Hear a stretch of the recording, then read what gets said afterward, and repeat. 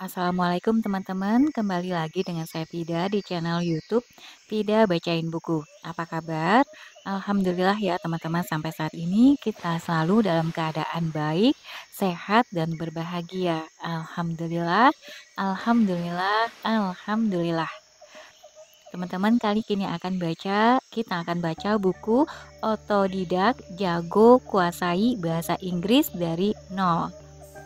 Buku ini based on English Learning Standard, top bestseller, cara belajar bahasa Inggris secara otodidak, super lengkap dan praktis. Ditulis oleh Wahida Muriska, penulis buku referensi bahasa Inggris bestseller, diterbitkan oleh Garda Cendekia. Buku ini bagian satunya ada 2 bagian, lalu nanti ada bagian 2. Sekarang kita mulai dari bagian 0, yaitu introduction. Mari kita mulai. Bismillahirrahmanirrahim. Buku ini ditujukan buat kamu yang pengen belajar bahasa Inggris. Aku nulis buku ini untuk memudahkan kamu belajar bahasa Inggris. Buku ini terdiri dari 2 bagian. Bagian pertama berisi part of speech yang dibagi menjadi 8 bagian, yaitu noun, pronoun, verb, adjective, adverb, conjunction, preposition, dan interjection. Sedangkan bagian kedua terdiri dari passive voice, asking WH question, word order, phrasal verb, there and it, elliptical, dan comparison. Buku ini tidak dimaksudkan untuk dibaca dari awal sampai akhir. Buku ini dimaksudkan agar kamu kembali ke buku ini setiap kali kamu menemukan sesuatu. Bab grammar itu adalah referensi untuk kalian supaya pengetahuan kalian tentang grammar bisa terjelaskan dan terkotak-kotak. Di era global seperti sekarang ini, kita harus bisa menguasai bahasa Inggris agar bisa mengikuti perkembangan zaman. Bahasa Inggris adalah bahasa yang paling banyak digunakan di dunia. Saat orang-orang dari bangsa yang berbeda saling bertemu, bahasa Inggris menjadi bahasa yang paling sering digunakan. Mempelajari bahasa Inggris dapat membuka akses akan aset tanpa batas yang dibutuhkan oleh orang-orang di Indonesia. Indonesia masih di bawah nilai rata-rata kecakapan bahasa Inggris kawasan Asia. Hal ini menunjukkan bahwa Indonesia masih kesulitan untuk mengejar tingkat kecakapan berbahasa Inggris. Salah satu alasannya adalah metode belajar mengajar yang hanya berorientasi pada materi di kelas dan tidak mengaplikasikannya di kehidupan sehari-hari.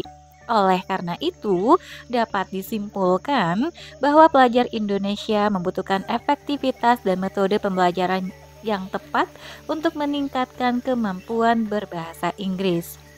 Kemahiran berbahasa Inggris memiliki korelasi dengan penghasilan individu yang diukur berdasarkan pendapatan per kapita negara.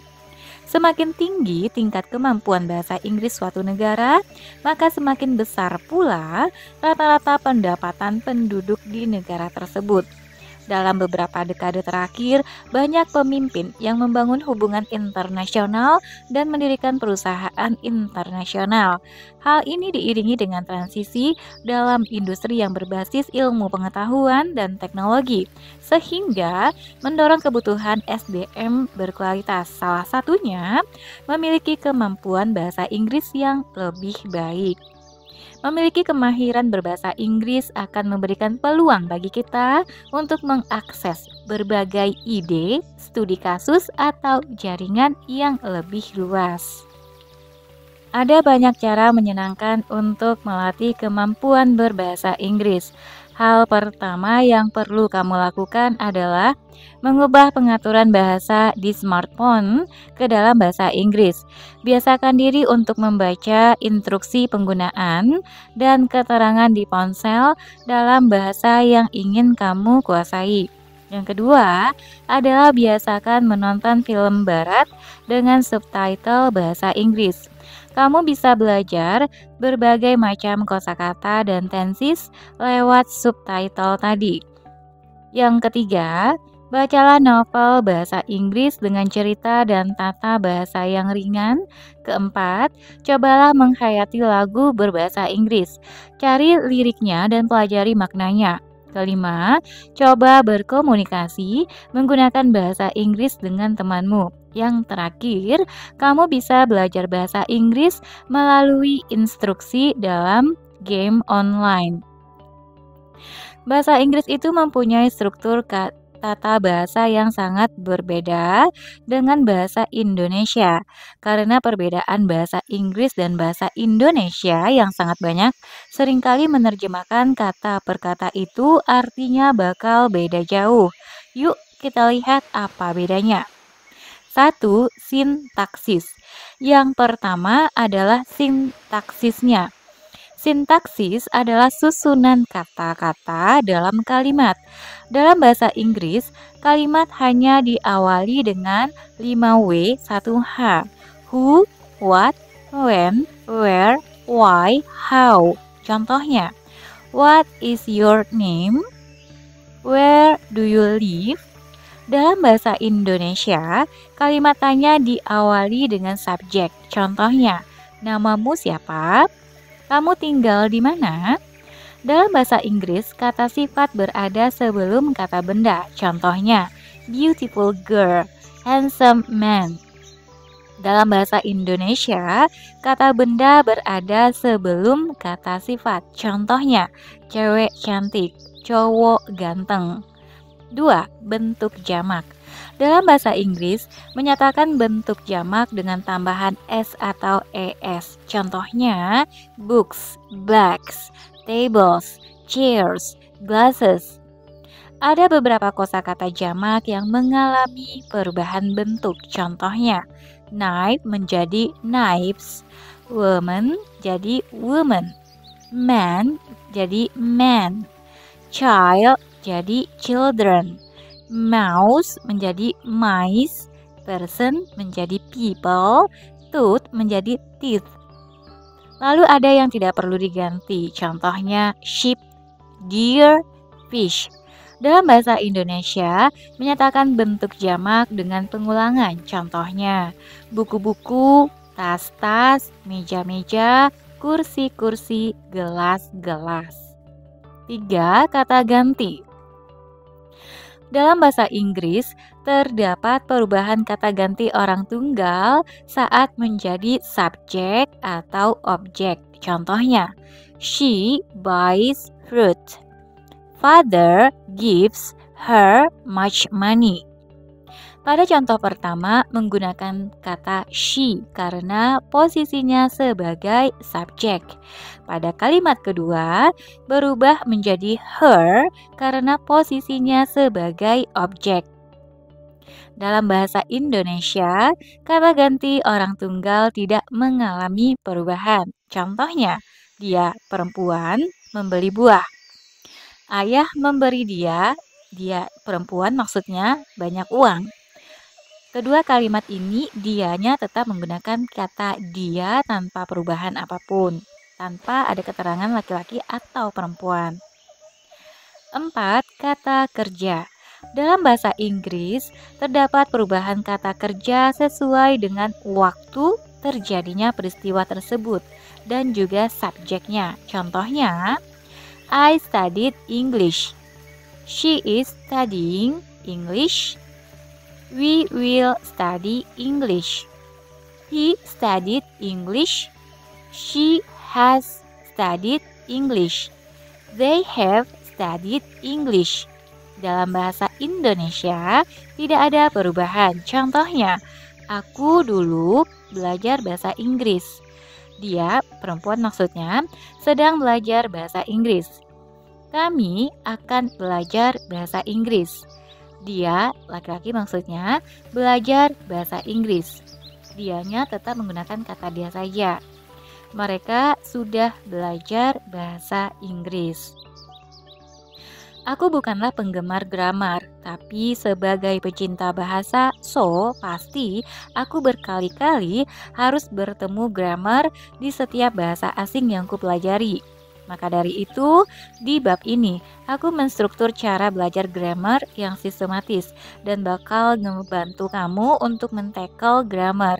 Pastinya, kalau kamu udah belajar grammar, banyak teori-teori grammar yang melayang-layang di kepala kamu. Dengan cara yang terstruktur ini, aku akan mengorganisir dan menempatkan grammar yang mudah dipahami. Oke, kita lanjut ke bagian 1. Grammar 1. Parts of speech. Part of speech adalah bagian-bagian yang digunakan untuk membentuk sebuah kalimat dalam bahasa Inggris. Dalam bahasa Indonesia, parts of speech adalah kategori kata. Aku sering menyebutnya kelas kata. Kenapa perlu mempelajari parts of speech? Part of speech perlu dipelajari agar memudahkan kita belajar membuat kalimat sendiri dalam bahasa Inggris. Dengan mengetahui peran atau fungsi setiap kata, kamu bisa paham kalimatnya dan bisa menyusun kalimat dengan benar ke depannya. Part of speech juga menunjukkan kita bagaimana kata-kata tersebut terhubung satu sama lain. Contohnya, my uncle arrived in Surakarta yesterday. Pamanku datang ke Surakarta kemarin. My pronoun, kata ganti. Uncle, noun, kata benda. Arrive, verb, kata kerja. Ini arrive-nya pakai id ya. In, preposition. Surakarta, noun, kata benda.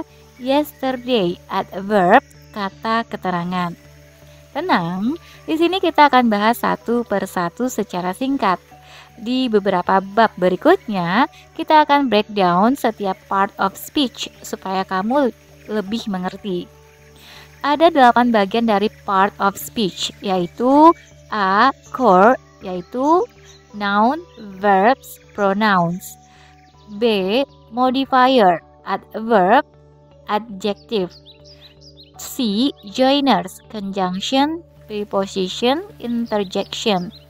Kita langsung bahas ya, gimana cara ngapalin 8 parts of speech tersebut. Let's go to it. Let's get to it. 1. Noun, kata benda. Kata benda adalah kata yang digunakan untuk menamai suatu benda, baik abstrak maupun konkret. Abstrak merupakan benda yang tidak bisa dirasakan oleh indera manusia seperti happiness, love, air, dan sebagainya. Sedangkan konkret adalah benda yang bisa dirasakan oleh indera manusia seperti books, table, chair, bag, pencil, car, dan sebagainya. Contohnya, I'm writing a book. Aku sedang menulis sebuah buku. I have 3 cars. Aku mempunyai 3 mobil. She always borrows my pencil. Dia, perempuan maksudnya, selalu meminjam pensil. Nah, kata book, cars, dan pensil ini adalah noun. 2. Verb, kata kerja. Ini adalah kata yang menyatakan suatu aktivitas. Verb dibagi menjadi 2, yaitu A. Main verb, kata kerja utama seperti eat, drink, work, dan sebagainya. Biar kamu lebih mengerti lagi, kita lihat contoh di bawah ini. Nana is teaching English. Naya can play basketball. Nala speaks English fluently. Nah, kata teach, play, dan speak ini adalah verb. B. Auxiliary atau helping verb, kata kerja bantu. Kata kerja bantu adalah konsep yang tidak ada dalam bahasa Indonesia. Fungsi auxiliary verbs adalah melengkapi makna dari main verb, seperti to be, to have, to do. C. Modal verbs. Modal verbs mengekspresikan suatu kebutuhan atau keinginan. Contoh modal verbs yaitu could, would, might, can, will. 3. Pronoun, kata ganti. Kata ganti adalah kata yang digunakan untuk menggantikan benda, meliputi they, we, I, you, she, he, dan it. Kata bantu dipakai untuk menghindari repetisi. Misalnya, Nina is a teacher. Nina is very young. Nah, kalau pakai Nina 2 kali rasanya repetitif banget kan? Dengan mengganti Nina dengan pronoun, flow-nya akan terdengar lebih enak. Nina is a teacher and she is very young. Nah, kata she ini menggantikan kata Nina. Pronouns juga dibagi menjadi berbagai tipe. Subject pronouns, object pronouns, possessive pronouns, dan reflexive pronouns. 4. Adjektif kata sifat. Kata sifat adalah kata yang berfungsi untuk menerangkan noun atau pronoun yang dapat berupa orang, binatang, benda, atau tempat. Biar kamu lebih ngerti lagi, kita lihat contoh di bawah ini. My girlfriend is beautiful. Pacarku cantik. Her cat is fat. Kucing dia gendut.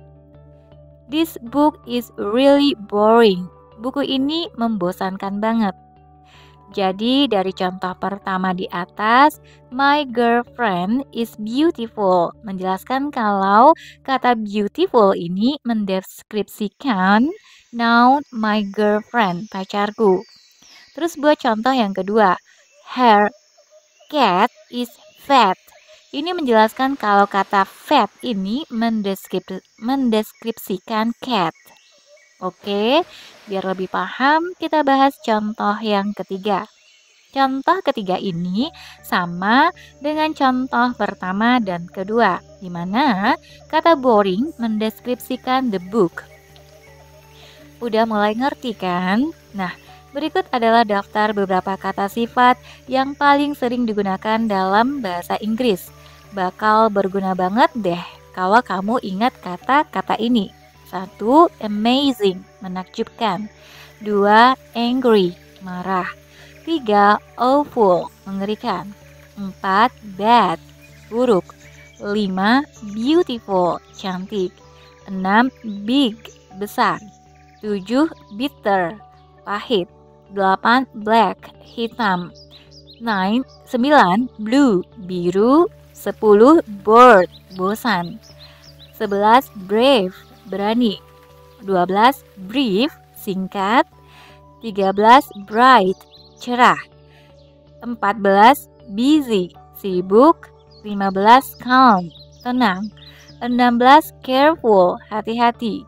17. Cheap, murah. 18. Clean, bersih. 19. Clear, jelas. 20. Clever, pintar. 21. Cold, dingin. 22. Comfortable, nyaman. 23. Confidence, percaya diri. 24.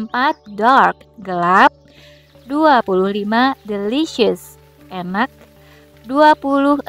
Delightful, menyenangkan. 27. Different, beda. 28. Difficult, sulit. 29. Dirty, kotor. 30. Dry, kering. 31. Easy, gampang. 32. Envy, iri hati. Envy, iri hati. 33. Expensive, mahal. 34. False, salah. 35. Fast, cepat. 36. Fat, gemuk. 37. Free, bebas atau gratis. 38. Fresh, segar. 39. Friendly, ramah. 40. Full, penuh. 41. Funny, lucu. 42. Gloomy, murung. 43. Good, bagus. 44. Great, hebat. 45. Handsome, ganteng. 46. Happy, senang, 47 hard, keras, 48 healthy, sehat, 49 heavy, berat, 50 high, tinggi, 51 hot, panas, 52 huge, besar, 53 hungry, lapar, 54 important, penting, 55 impossible, mustahil, 56 interesting, menarik, 57 juicy, berair, 58 kind, baik hati, 59 large, besar, 60 late, telat, 61 lazy, malas, 62 long, panjang, 63 loud, keras, 64 low, low, rendah, 65 messy, berantakan, 66 narrow, sempit, 67 natural, alami, 68 naughty, nakal, 69 new, baru, 70 nice, baik, 71 old, tua atau lama, 72 perfect, sempurna, 73 polite, sopan, 74 pretty, cantik, 75 red, merah, 76 rich, kaya, 77 sad, sedih, 78 safe, aman, 79 short, pendek, 80 sick, sakit, 81 sleepy, ngantuk, 82 slim, langsing, 83 small, kecil, 84 smart, pintar, 85 soft, lembut, 86 special, istimewa, 87 strong, kuat, 88 stupid, bodoh, stupid, bodoh, 89 tall, tinggi, 90 thin, kurus, 91 thirsty, haus, 92 tired, capek, 93 true, benar, 94 ugly, jelek, 95 unique, unik, 96 warm, hangat, 97 wet, basah, 98 white, putih, 99 wide, luas, 100 young, muda. 5. Adverb, kata keterangan. Kata keterangan adalah kata yang berfungsi menerangkan kata kerja, kata sifat, atau kata keterangan lainnya. Contohnya, always, often, very, quickly, carefully, slowly, well, tomorrow, dan sebagainya. Contoh dalam kalimat, Putri often wears flat shoes. Budi speaks English fluently. They walk quickly. Nah, often, fluently, dan quickly ini merupakan kata keterangan. Yuk kita move on ke pembahasan selanjutnya. 6. Conjunction, kata sambung. Kata sambung adalah kata yang berfungsi menghubungkan kata, frasa, atau klausa. Contohnya, and, dan, but. Tetapi, because, karena, so, sehingga, or, atau although. Meskipun, so, sehingga, when, ketika, while, sementara, after, setelah, before, sebelum. Yuk kita lihat contoh kalimatnya. I have a book and a pen. Aku punya buku dan bolpen. He is poor but he is happy. Dia miskin tapi bahagia. She did not go to school because she was sick. Dia tidak ke sekolah karena ia sakit. They studied hard, so they passed the test. Mereka belajar giat, jadi mereka lulus tes. Do you prefer tea or coffee? Kamu lebih suka teh atau kopi? Although she was sick, she still went to school. Walaupun sakit, dia tetap ke sekolah. 7. Preposition, kata depan. Preposition itu adalah kata depan seperti in, on, at, from, behind, in front of, beside, dan sebagainya. Contohnya, Rudy is at home. Nadia comes from Indonesia. Jesse's house is in front of my house. Mustafa puts the book on the table. Nah, at, from, in front of, dan on ini merupakan preposition. 8. Interjection, kata seru. Interjection merupakan kata pendek yang melambangkan emosi, kagum, kecewa, dan lain-lain. Seperti wow, ah, aha, oh, hey, ouch, pardon, sorry, excellent, wonderful, amazing, good, well, oh my god, dan sebagainya. Yuk kita lihat contohnya. Oh my god, are you okay? Oh, it hurts. Sorry, I didn't hear you. Nah, kata oh my god, oh, and sorry ini merupakan interjection. Akhirnya beres juga guys, semoga kalian paham dengan apa yang aku jelaskan secara singkat di bagian ini tentang parts of speech. Di bagian sesudah ini kita akan satu persatu membahas parts of speech ini lebih mendalam. Apa kalian sudah siap?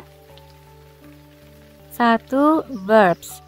Verbs atau kata kerja adalah kata yang digunakan untuk menunjukkan tindakan dari pelaku atau subjek. Kenapa sih harus mempelajari verbs? Kita harus mempelajari verbs karena tanpa verbs kalimatnya nggak bakal lengkap deh. Verbs sangatlah penting untuk dipelajari karena verbs memungkinkanmu untuk mulai membangun kalimat awal. Sebagian besar kalimat membutuhkan kata kerja, dan pilihan kata kerja menentukan banyak bentuk tata bahasa dalam sebuah kalimat. Sebuah kalimat lengkap harus mempunyai paling tidak satu subjek dan satu verb. He talks too much. He subject, talks verb. Dia berbicara terlalu banyak, alias dia cerewet. Yuk kita lihat beberapa kata kerja yang biasanya digunakan dalam kehidupan kita sehari-hari.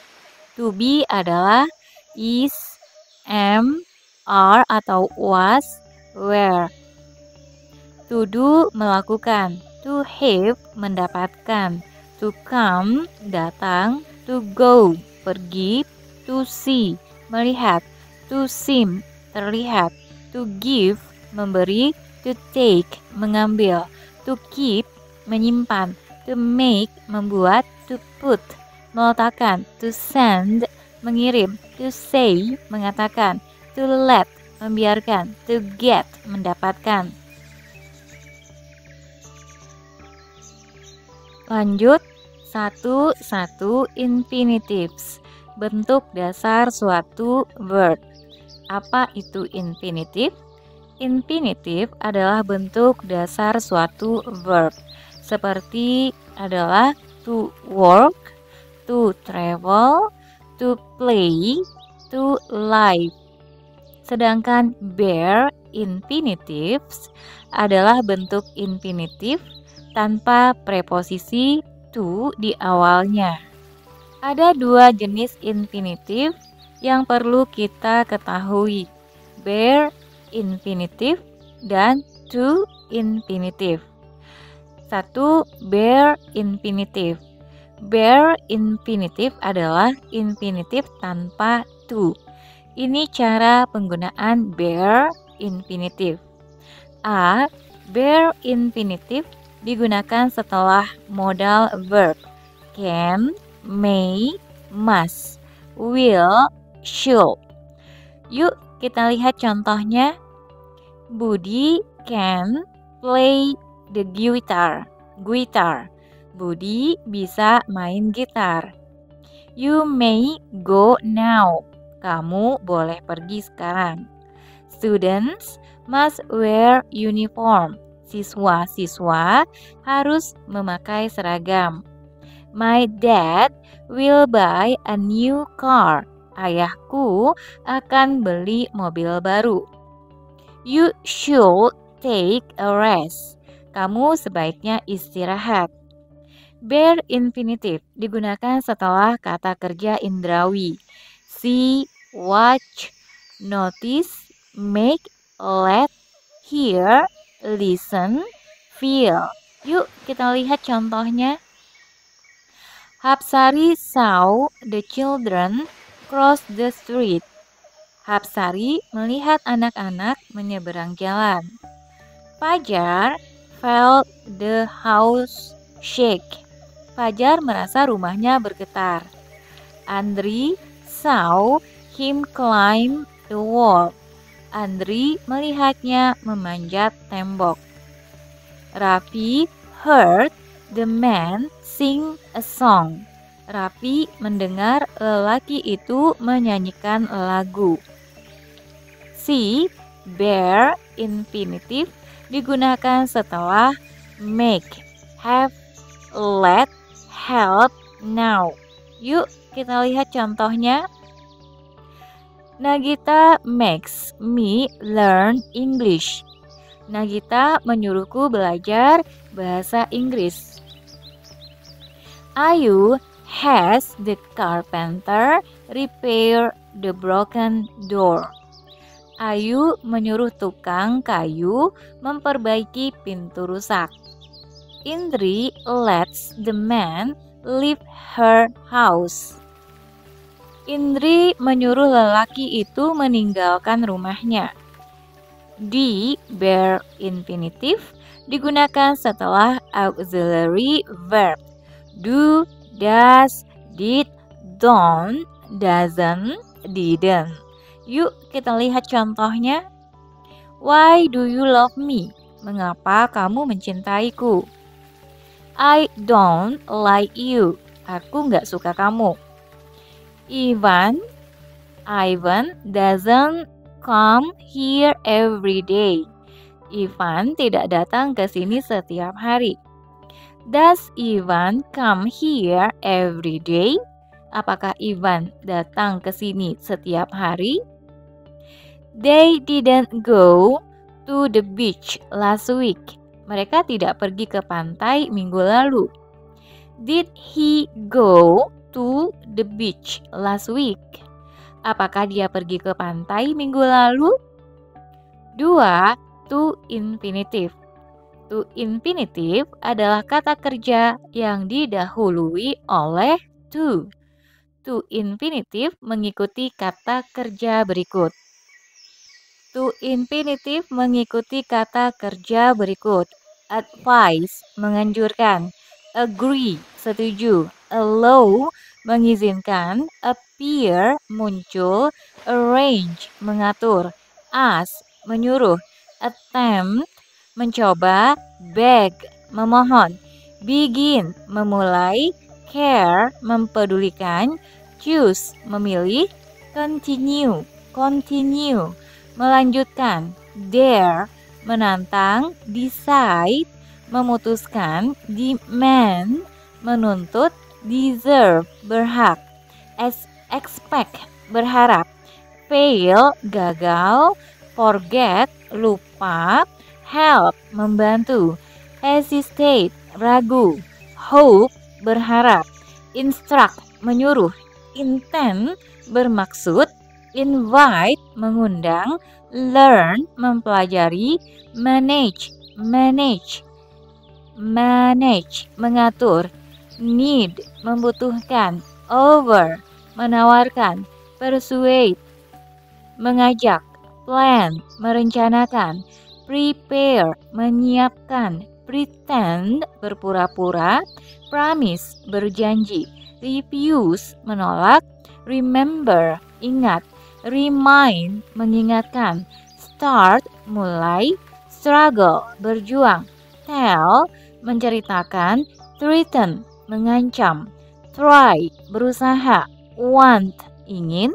Wish, berharap. Lanjut, biar kamu lebih paham, yuk kita lihat contohnya. Maudi decided to continue her studies in the United States. Maudi memutuskan untuk melanjutkan pendidikannya ke Amerika. Luna prepared to go camping. Luna siap-siap pergi kemah. Natasha forgot to do her homework. Natasha lupa mengerjakan PR-nya. I want to visit Valley. Aku ingin mengunjungi Valley. Hito helps me to learn English. Hito membantuku mempelajari bahasa Inggris. Ini dia penggunaan dari to infinitive. A. To infinitive mengikuti kata sifat. Yuk kita lihat contohnya. Mia is happy to win the contest. Mia senang menang lomba. It is important to lock the door before you go. Penting untuk mengunci pintu sebelum kamu pergi. B. To infinitive digunakan untuk menunjukkan tujuan. Yuk kita lihat contohnya. Salwa turn on the TV to watch football game. Salwa menyalakan TV untuk menonton pertandingan sepak bola. Saila writes this book to make people smart. Saila menulis buku ini untuk membuat orang pintar. Yola wakes up early to avoid the traffic jam. Yola bangun awal untuk menghindari macet. 1.2 Verb conjugation. Verb conjugation itu adalah bentuk suatu perubahan kata kerja di dalam bahasa Inggris. Verb conjugation dibagi menjadi dua, yaitu present dan past. 1.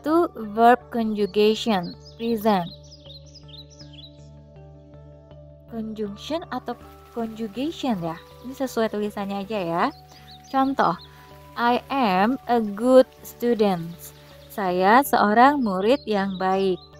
She is beautiful. Dia cantik.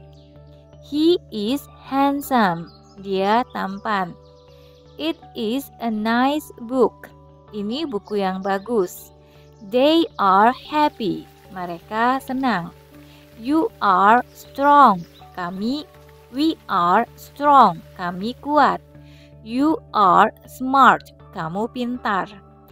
Perubahan bentuk kata kerja is, am, are, itulah yang disebut verb conjugation. 2. Verb conjugation past. Contoh, I was a student. Aku dulu seorang siswa. She was kind. Dia dulu baik. He was friendly. Dia dulu ramah. It was an expensive car. Ini dulu mobil yang mahal. They were happy. Mereka dulu bahagia. We were stupid. Kita dulu bodoh. We were ugly. You were ugly. Kamu dulu jelek. Perubahan bentuk kata kerja was, were, itulah yang disebut verb conjugation. Perubahan ini sesuai dengan subjeknya dan berhubungan erat dengan tenses, serta kata keterangan waktu di dalam bahasa Inggris. 1.3 Tenses, verb system. Tenses adalah sebuah konsep yang menerangkan waktu kejadian dari sebuah aksi. Ini adalah satu hal penting yang sangat membedakan bahasa Inggris dengan bahasa Indonesia. Dalam bahasa Indonesia, kapan terjadinya suatu tindakan hanya perlu menambahkan keterangan waktu. Contoh, saat ini saya sedang makan nasi. Tadi pagi saya makan nasi untuk sarapan. Besok malam saya akan makan nasi untuk makan malam. Nah, seperti yang kamu lihat, kata kerja makan bentuknya tetap kan? Dalam bahasa Inggris tidak segampang itu. Kata kerjanya akan berganti-ganti berdasarkan waktu saat hal itu terjadi. Contoh, right now I am eating rice. This morning I ate rice for breakfast. Eating jadi ate. Kemudian tomorrow night I will eat rice for dinner. Jadi eat berubah jadi will eat. Tenses memberitahu kita kapan suatu aktivitas berlangsung. Coba perhatikan. Present adalah saat ini saya sedang makan nasi. Present saat ini saya sedang makan nasi. Past lampau. Tadi pagi saya makan nasi untuk sarapan. Future masa depan. Besok malam saya akan makan nasi untuk makan malam. Present, right now I am eating rice. Past, lampau, this morning I ate rice for breakfast. Future, tomorrow night I will eat rice for dinner. Coba perhatikan. Dina is watching YouTube now. Dina sedang menonton YouTube sekarang. Adit watches YouTube every day. Adit nonton YouTube setiap hari. Artinya bisa berbeda. Inilah intinya kenapa tenses dipakai. Tenses memberitahu kita kapan aktivitas berlangsung. Oleh karena itu, tenses perlu dipelajari untuk melancarkan komunikasi. Contoh simpelnya, ketika kita akan melakukan sesuatu di masa yang akan datang, seharusnya kita mengatakan I will visit you. Aku akan mengunjungimu. Sehingga teman kita akan mempersiapkan diri. Namun jika kita bilang I am visiting you, mungkin I am visiting you, mungkin dia akan panik karena tidak sedang di rumah dan mengira kamu sedang jalan ke rumahnya. Nah, biar nggak salah paham, makanya kita perlu belajar tenses. Tenses sangat penting untuk mengetahui kapan aktivitas terjadi dan untuk melancarkan komunikasi. Sebenarnya tenses dalam bahasa Inggris dan bahasa Indonesia secara umum gak jauh beda. Pada umumnya dibagi menjadi 3 waktu, yaitu past, masa lalu, present, saat ini, future, masa depan. Tapi ada bedanya dengan bahasa Inggris. Kamu tahu apa bedanya? Ya, betul banget. Dalam bahasa Inggris, 3 waktu tadi secara umum dikali 4. Jadi ada 12 tenses dalam bahasa Inggris. Past, past simple, past perfect, past continuous, past perfect continuous.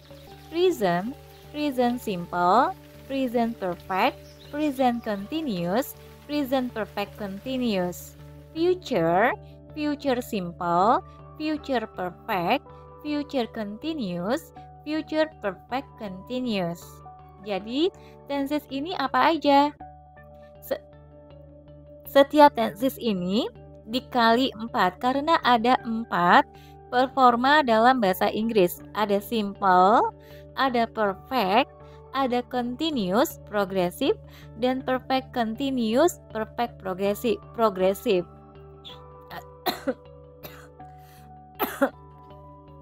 Aduh, apa semua tenses ini harus dihafalin semua? Enggak kok, jangan khawatir. Bahkan, orang natif aja tidak memakai semua 12 tenses itu sehari-hari. Dari 12 tenses tersebut, hanya ada 6 tenses yang penting untuk dipelajari.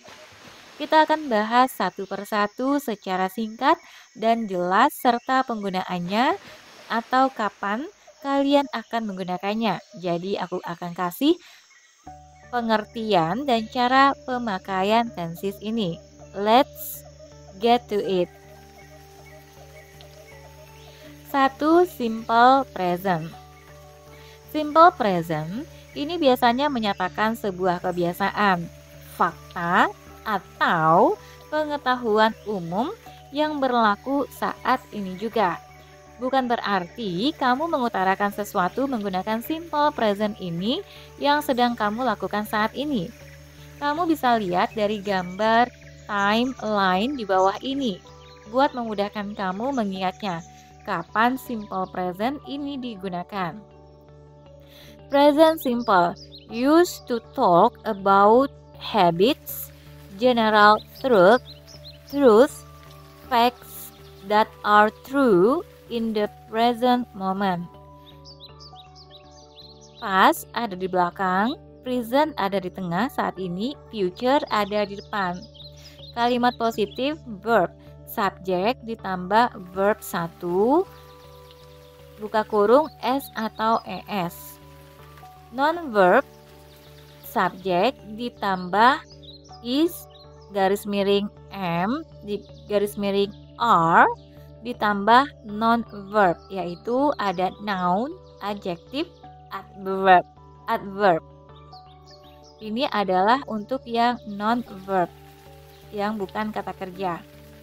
Kemudian contoh, I watch atas YouTube videos. Saya menonton video Atta. I study engineering. Saya belajar teknik. She works at the bank. Dia bekerja di bank. Di bank. English is so hard. Bahasa Inggris sangat sulit.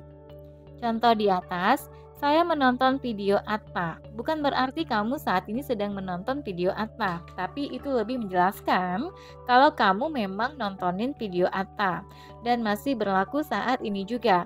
Bisa aja kamu menonton videonya tadi pagi, tapi kamu utarakan, saya nonton video Atta pas sore hari. Karena masih berlaku saat ini juga, dan itu adalah kebiasaan kamu buat nonton video Atta, maka kamu pakai simple present. Contoh selanjutnya adalah bahasa Inggris sangat sulit. Walaupun itu bukan fakta tapi sebuah opini. Tapi kamu bisa menjelaskannya karena bahasa Inggris sangat sulit. Adalah penjelasan suatu hal secara simpel dan sederhana. Ngerti kan maksudnya? Jadi intinya tuh, simple present itu menjelaskan sesuatu kebiasaan, fakta, atau pengetahuan umum yang kamu lakukan dan masih berlaku di masa ini juga. Atau maksudnya masih berlangsung atau kamu lakukan saat ini. Kalimat negatif, verb, rumusnya subjek ditambah do atau does ditambah not ditambah verb 1. Untuk yang non-verb, bukan kata kerja di kalimat negatif, subjek tambah is atau am atau are, ditambah not, ditambah non-verb, yaitu berupa noun, adjective, adverb. Contoh, I do not watch atas YouTube videos. Saya tidak menonton video Atta. I do not study engineering. Saya tidak belajar teknik. She does not work at the bank. Dia tidak bekerja di bank. English is not so hard. Bahasa Inggris tidak sulit. 2. Present continuous. Present continuous ini dipakai kalau kamu mau menjelaskan suatu kejadian yang sedang terjadi saat ini juga. Continuous berarti berlangsung. Yuk kita bahas penggunaan present continuous ini. Present continuous used to show a continuing action that is happening at this time. Digunakan untuk menunjukkan tindakan yang sedang berlangsung saat itu juga. Kamu bisa lihat gambar di buku. Kalau present continuous itu nggak ada batas waktu selesainya. Ya, karena present continuous ini dipakai untuk menjelaskan suatu kejadian yang sedang berlangsung pada detik ini juga. Kalimat positifnya rumusnya, subjek tambah is garis miring am atau are tambah verb ing. Jadi ditandai dengan verb kata kerja ditambah ing. Contohnya, I am eating nasi uduk right now. Saya sedang makan nasi uduk sekarang. She is watching Richie's video. Dia sedang menonton video Richie sekarang.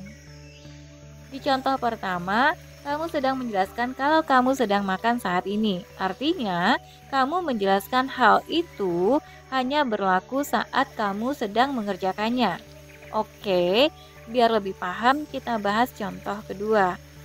Contoh kedua ini sama dengan contoh pertama, di mana kamu sedang menjelaskan kalau seseorang sedang menonton video Richie sekarang. Udah mulai ngerti kan? Untuk kalimat negatifnya, subjek tambah is garis miring am garis miring are tambah not tambah verb ing. Jadi tambahin not ya sebelum verb ing-nya. Contohnya, I am not eating nasi uduk right now. Saya tidak sedang makan nasi uduk sekarang. She is not watching Richie's video. Dia tidak sedang menonton video Richie sekarang. 3. Present perfect. Present perfect. Perfect tenses ini digunakan untuk mengutarakan suatu kejadian atau pengalaman lampau sampai ke titik sekarang yang telah terselesaikan, completed, sudah sempurna. Maka itu namanya disebut perfect tenses. Untuk present perfect artinya suatu kejadian lampau sampai ke titik sekarang tapi kejadiannya itu sudah terselesaikan. Di buku nanti ada gambar present perfect. To show a completed action that started in the past but is still true in the present.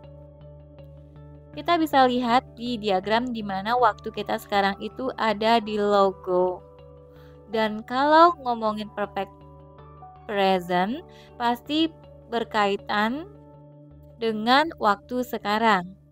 Kalimat positif, rumusnya verb, subjek tambah has atau have tambah verb 3. Kalau perfect present. Kemudian non-verb, subjek tambah has atau have tambah been tambah non-verb. Jadi untuk perfect present dipakai been. Untuk non-verb, I have watched Daddy's videos 20 times. Saya telah menonton video Daddy 20 kali. He has studied this chapter before. Dia sudah beres mempelajari bab ini. I have lived in the Netherlands. Saya pernah tinggal di Belanda. I have been to Japan. Saya pernah ke Jepang.